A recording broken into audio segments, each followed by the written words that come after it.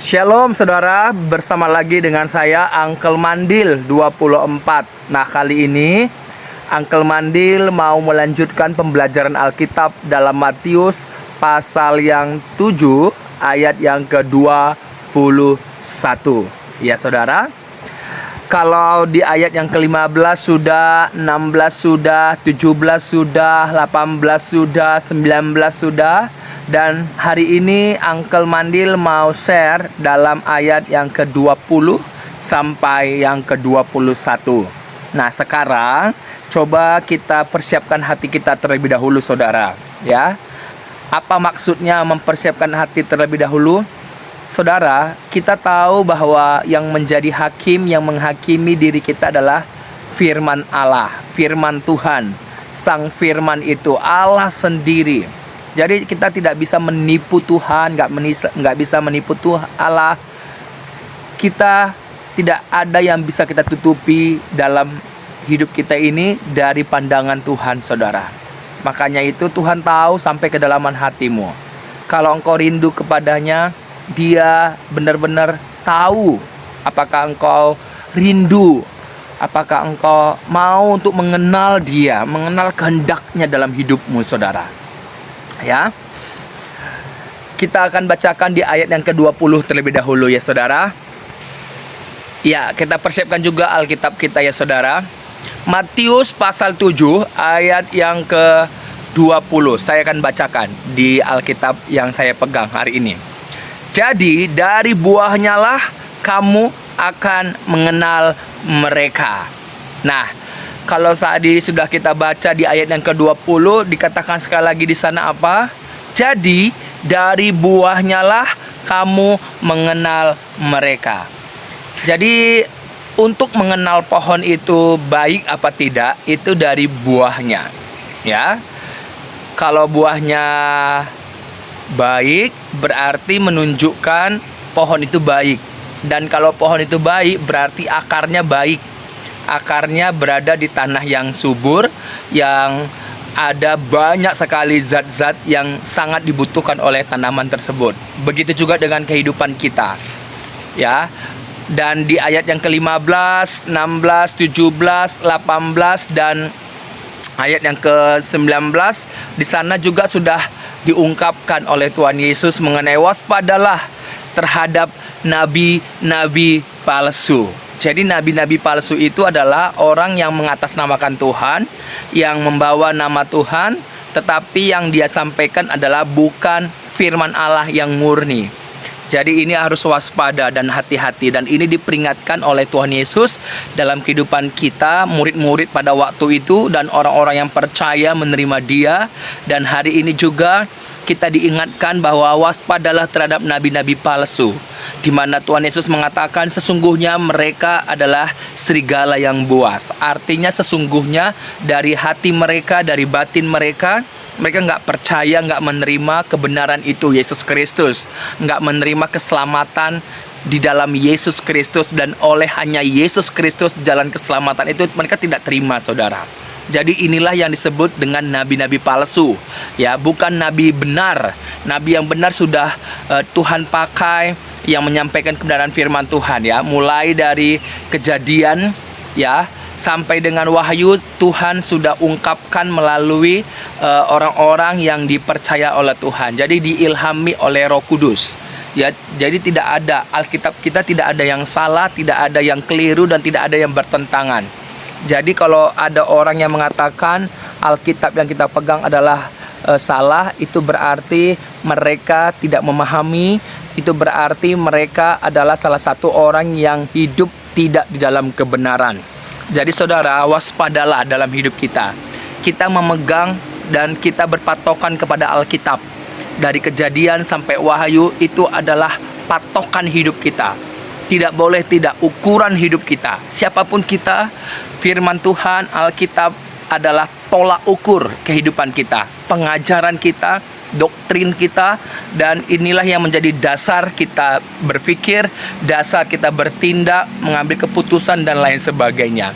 Ya saudaraku, dan hari ini di mana diingatkan kembali di ayat yang ke-20 oleh Tuhan Yesus Kristus, dari buahnya jadi, artinya kesimpulan akhirnya adalah untuk mengenal nabi-nabi palsu atau orang-orang yang tidak menerima, tidak percaya kepada kebenaran itu Yesus Kristus, di mana Yesus Kristus mengingatkan bahwa dari buahnya lah kamu mengenal mereka. Jadi dari buahnya kamu mengenal mereka. Itu artinya saudara, banyak orang berbuat baik, banyak, tetapi apa dasar mereka berbuat baik? Orang yang berbuat baik itu banyak, tetapi dasarnya apa yang menyebabkan orang itu berbuat baik? Jadi inilah yang harus kita pahami di dalam kehidupan kita sebagai orang-orang yang percaya, orang-orang di dalam Yesus Kristus, bahwa dasar kita adalah firman Tuhan. Dasar kita adalah kebenaran itu, Yesus Kristus. Jadi Yesus Kristus yang menjadi tolak ukur dalam hidup kita, dan inilah yang menjadi pondasi dasar kita berbuah. Dimana sekali lagi saya katakan buah itu adalah kasih, sukacita, damai sejahtera, kemurahan, kebaikan, kelemah lembutan, penguasaan diri. Ini adalah buah yang kita hasilkan dari kebenaran itu, dari orang-orang yang percaya, dari orang-orang yang menerima Yesus Kristus. Saudara, banyak sekali orang berusaha untuk melakukan hal yang baik, banyak, ya. Tetapi ingatlah, kita sebagai orang yang percaya, orang yang di dalam Yesus Kristus, yang berakar di dalam firman Allah, di atas kebenaran itu, maka akan tumbuh yang namanya buah, akan menghasilkan buah. Yang pertama dari buah itu adalah kasih.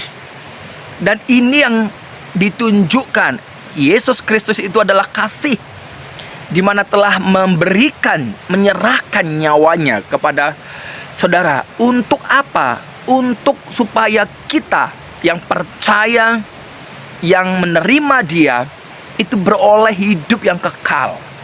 Jadi Yesus menyerahkan nyawanya sebagai tebusan, artinya menggantikan hidup kita, saudara. Kita yang seharusnya layak dan pantas menerima murka, hukuman itu, tetapi Yesus Kristus, Allah yang telah menjadi manusia, bukan manusia menjadi Allah, tidak. Itu keliru pandangan-pandangan orang lain. Itulah pandangan-pandangan nabi palsu, di mana manusia menjadi Tuhan. Tidak. Allah telah menjadi manusia. Dalam Yohanes pasal 1 ayat 1, 2, 3 dan ayat 14. Firman itu, pada mulanya adalah firman, firman itu bersama-sama dengan Allah, dan firman itu adalah Allah. Dan firman itu telah menjadi manusia. Firman Allah, Allah itu telah menjadi manusia. Saudara, kenapa menjadi manusia? Karena yang diselamatkan adalah manusia, saya dan saudara. Tetapi Allah telah menyerahkan anaknya yang tunggal, sang firman yang keluar dari dalam diri Allah. Firman Allah itu, yaitu Yesus Kristus, memberikan nyawanya bagi saya dan saudara. Supaya apa? Orang yang percaya kepadanya tidak binasa, melainkan beroleh hidup yang kekal. Jadi tujuan dari Yesus Kristus hadir di bawah matahari ini adalah untuk menyelamatkan hidup saya dan saudara. Kita jangan lagi membuat jalan kita sendiri untuk selamat bisa masuk ke sorga atau sampai kepada Allah itu. Tidak ada cara lain selain dan hanya di dalam oleh Yesus Kristus. Tidak ada cara lain. Kalau ada orang yang berusaha membuat jalan lain untuk masuk ke sorga atau untuk sampai kepada Allah, tidak akan pernah dapat atau bisa. Tidak akan bisa. Ya. Tetapi orang yang membuat jalannya sendiri di luar dari Yesus Kristus, justru murka Allah terjadi dalam kehidupannya. Makanya kedatangan Yesus yang kedua kalinya bukan menjadi korban lagi, karena cukup kedatangannya yang pertama menjadi korban tebusan bagi kita semuanya. Tetapi yang kedua tidak lagi menjadi korban, saudara. Dia menjemput gerejanya, orang yang percaya, orang yang menerima dia dalam hidupnya, yang menantikan dia kedatangannya yang kedua kalinya, dan kita bersama-sama dengan dia. Saudara, waspadalah. Di ayat yang ke-20 diingatkan kembali oleh Tuhan Yesus bahwa dari buahnya lah kamu mengenal mereka. Ada orang-orang yang banyak berbuat baik, tetapi ingatlah, jikalau dasarnya tidak di atas pengorbanan Yesus Kristus, yang satu-satunya jalan, kebenaran, dan hidup itu, maka tidak layak. Makanya pastikan, apakah engkau berbuat sesuatu dengan dasar di atas firman Allah, kebenaran itu, atau tidak.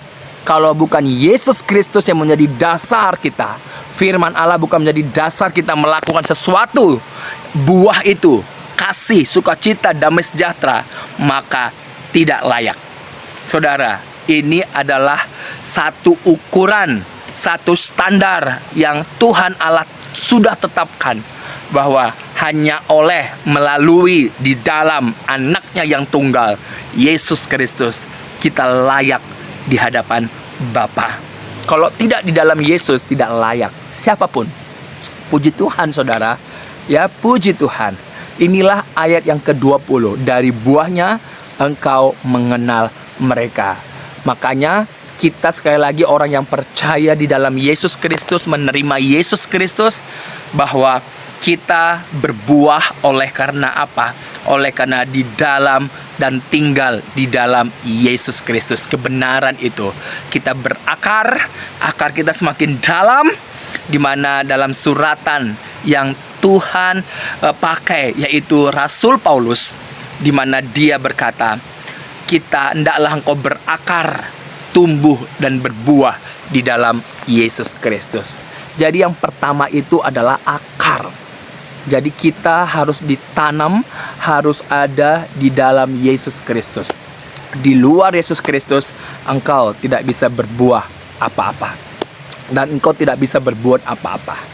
Artinya tidak ada yang layak di hadapan Allah jikalau bukan di dalam Yesus Kristus. Puji Tuhan, kiranya Tuhan Yesus memberkati saya dan saudara dimanapun saudara berada.